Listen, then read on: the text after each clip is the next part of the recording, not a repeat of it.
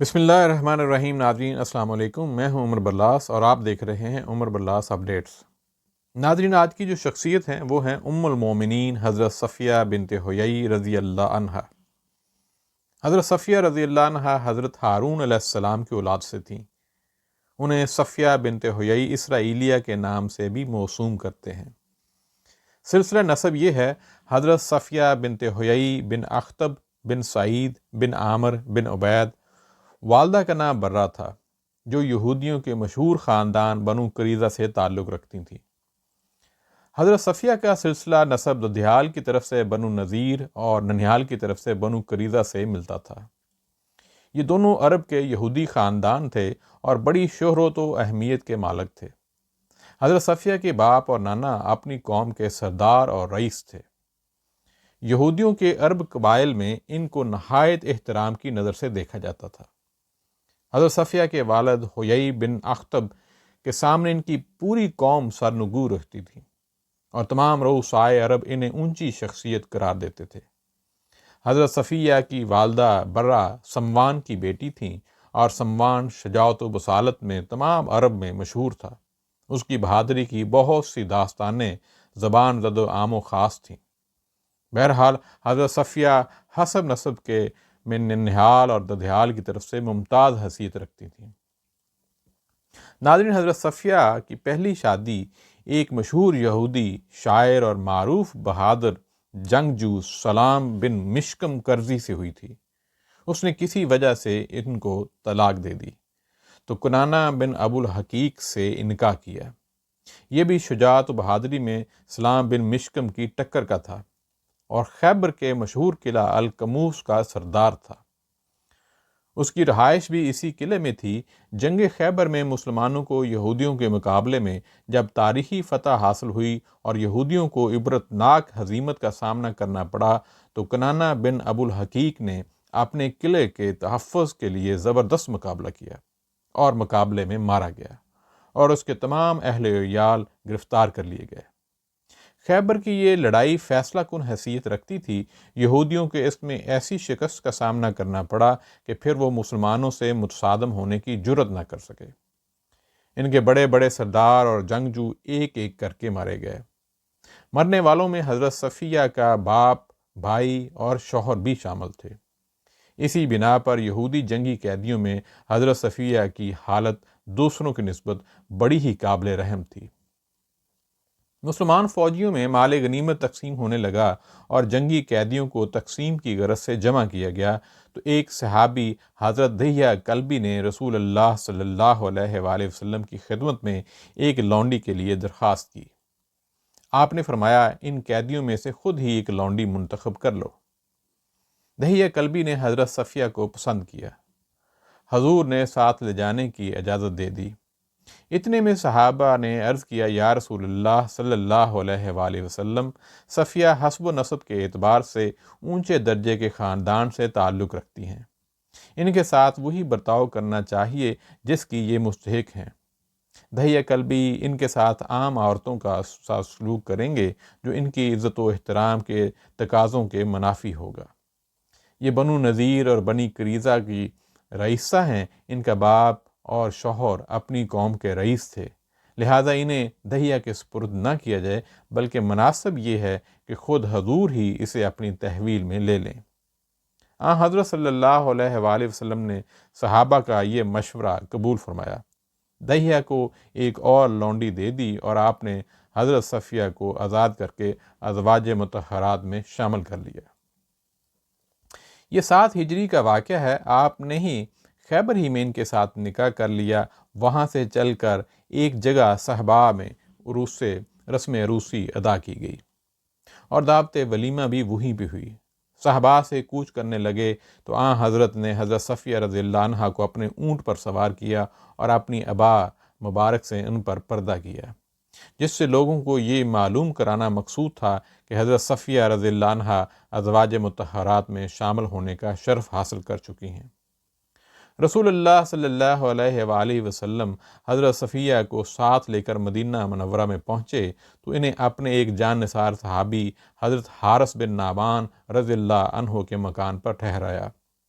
مدینہ کی مہاجر اور انصار عورتوں کو معلوم ہوا تو وہیں ان کو دیکھنے کے لیے آئیں۔ ان معزز خواتین میں حضرت حفصہ رضی اللہ عنہ، حضرت زینب بنت جہش رضی اللہ عنہ، حضرت برہ رضی اللہ عنہ اور حضرت عائشہ رضی اللہ عنہ بھی شامل تھیں۔ یہ سب خواتین برقع اوڑھ کر حضرت صفیہ رضی اللہ عنہ کو دیکھنے اور ملنے کے لیے آئیں۔ جب واپس ہونے لگیں تو رسول اللہ صلی اللہ علیہ وآلہ وسلم نے حضرت عائشہ رضی اللہ عنہ سے پوچھا، عائشہ تم نے انہیں کیسا پایا؟ کہا یہودیہ ہے۔ حضور صلی اللہ علیہ وآلہ وسلم نے فرمایا، عائشہ ایسی بات مت کہو، یہ مسلمان ہو چکی ہیں اور ان کا اسلام قابل تعریف ہے۔ حضرت صفیہ رضی اللہ عنہ بڑی متحمل مزاج اور حلیم الطبع تھی، اور سخت مصیبت کے موقع پر بھی ضبط و تحمل کا دامن ہاتھ سے نہ چھوڑتی تھی۔ جب مسلمانوں نے ان کا قلعہ القموس فتح کیا اور خیبر کی دیواروں پر اسلام کا پرچم لہرایا تو حضرت بلال کو، ان کو اور ان کی چچا زاد بہن کو ساتھ لے کر حضرت کی خدمت میں لے کر چلے۔ راستے میں یہودیوں کی بے شمار لاشیں پڑی تھیں جن کے اوپر سے یہ گزر رہی تھیں۔ حضرت صفیہ رضی اللہ عنہ کے شوہر کی لاش بھی انہی لاشوں میں تھی۔ یہ منظر دیکھ کر ان کی بہن کا دل کانپ اٹھا اور اس نے ایک ہولناک چیخ ماری اور سر پر خاک ڈالنے لگی، مگر حضرت صفیہ کی جبین متانت پر ادنا سی شکن بھی نہیں ابھری اور وہ سراپا تحمل بنے نہایت خاموشی سے گزر گئیں۔ ان کی ایک لونڈی نے ایک مرتبہ حضرت عمر فاروق رضی اللہ عنہ سے شکایت کی کہ انداز میں کہا کہ حضرت صفیہ رضی اللہ عنہ میں اب بھی یہودیت کا اثر موجود ہے اور وہ یوم سبت کی عزت کرتی ہیں، نیز یہودیوں سے ان کی بول چال اور مراسم ہیں۔ حضرت عمر رضی اللہ عنہ نے حضرت صفیہ رضی اللہ عنہ سے دریافت کیا تو جواب دیا، یوم سبت کے بجائے مجھے یوم الجمعہ مل گیا ہے اور میں یوم الجمعہ ہی کا احترام کرتی ہوں۔ البتہ یہودی میرے رشتہ دار اور قرابت دار ہیں، صلہ رحمی کے لیے ان سے میل جوڑ رکھتی ہوں۔ اس کے بعد اس لونڈی کو بلایا اور فرمایا، تمہیں اس شکایت پر کس نے آمادہ کیا تھا؟ اس لونڈی نے کہا، شیطان نے۔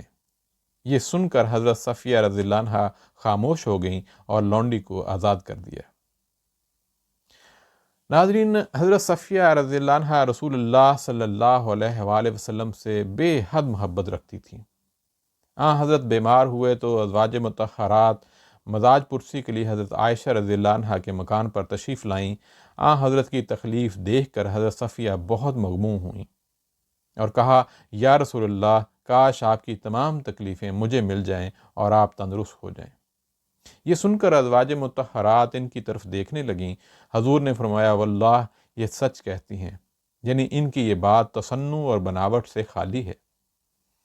قبول اسلام کے بعد یہودیت کا طعن ان کے لیے سخت تکلیف دہ اور قلبی کوفت کا باعث تھا۔ ایک دفعہ حضرت صلی اللہ علیہ وآلہ وسلم تشریف لائے تو آپ رو رہی تھیں۔ حضور اکرم صلی اللہ علیہ وآلہ وسلم نے رونے کی آپ سے وجہ پوچھی تو آپ نے کہا، عائشہ اور زینب کہتی ہیں ہم تمام ازواج مطہرات جو ہیں وہ آپ سے افضل ہیں، کیونکہ ہمیں حضور اکرم صلی اللہ علیہ وآلہ وسلم کی رشتہ دار ہونے کی سعادت بھی حاصل ہے۔ حضور اکرم صلی اللہ علیہ وآلہ وسلم نے فرمایا، تم نے کیوں نہ کہہ دیا کہ میرے باپ حضرت ہارون، چچا حضرت موسیٰ اور شہد محمد صلی اللہ علیہ وآلہ وسلم ہیں، اس لیے تم مجھ سے کس طرح افضل اور بہتر قرار پا سکتی ہو؟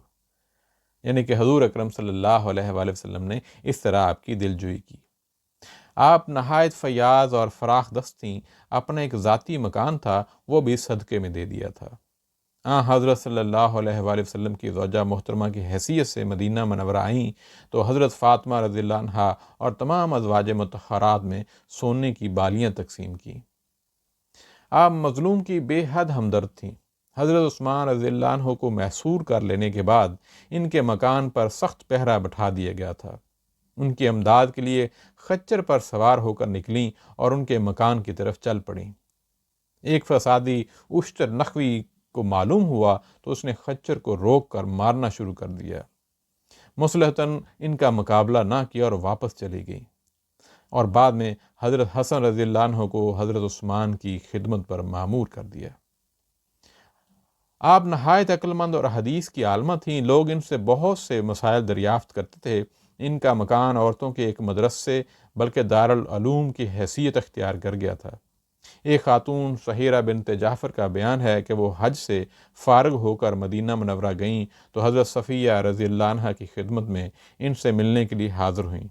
وہاں پہنچی تو دیکھا کوفہ کی متعدد خواتین ان سے مختلف مسائل دریافت کر رہی تھیں، اور وہ سب کے سب ان کے جوابات نہایت متانت اور تحمل سے دے رہی تھیں۔ ناظرین، ان سے متعدد احادیث مروی ہیں۔ روایت کرنے والوں میں امام زین العابدین، کنانہ، مسلم بن صفوان، یزید بن مصعب اور اسحاق بن عبداللہ بن حارث خاص طور سے قابل ذکر ہیں۔ ناظرین، حضرت صفیہ رضی اللہ عنہ 50 ہجری میں 60 سال کی عمر پا کر فوت ہوئیں اور جنت البقیع میں دفن کی گئیں۔ وفات سے قبل وصیت کی تھی کہ میری متروکہ جائیداد کا تیسرا حصہ میرے بھانجے کو دیا جائے۔ ان کا ترکہ 1,00,000 درہم پر مشتمل تھا۔ جس بھانجے کے بارے میں وصیت کی تھی وہ یہودی مذہب رکھتا تھا۔ اختلاف مذہب کی بنا پر لوگوں نے اس وصیت پر عمل کرنے سے پسو پیش کیا۔ حضرت عائشہ رضی اللہ عنہا کو معلوم ہوا تو ان الفاظ میں پیغام بھجوایا، لوگو، اللہ کا خوف کرو اور صفیہ کی وصیت ہر صورت پوری کرو۔ جو ہی حضرت عائشہ صدیقہ رضی اللہ عنہا کی الفاظ لوگوں کے کانوں میں گونجے اور وہ پیچھے ہٹ گئے اور حضرت صفیہ رضی اللہ عنہا کی وصیت پوری کر دی۔ ناظرین، آج اتنا ہی۔ اللہ سے دعا ہے کہ اللہ تعالی ہمیں ان تمام بڑی شخصیات جو ہیں ان کے نقش قدم پر عمل کرنے کی توفیق عطا فرمائے۔ اپنا فیڈ بیک ضرور دیجیے گا۔ اللہ حافظ۔ السلام علیکم۔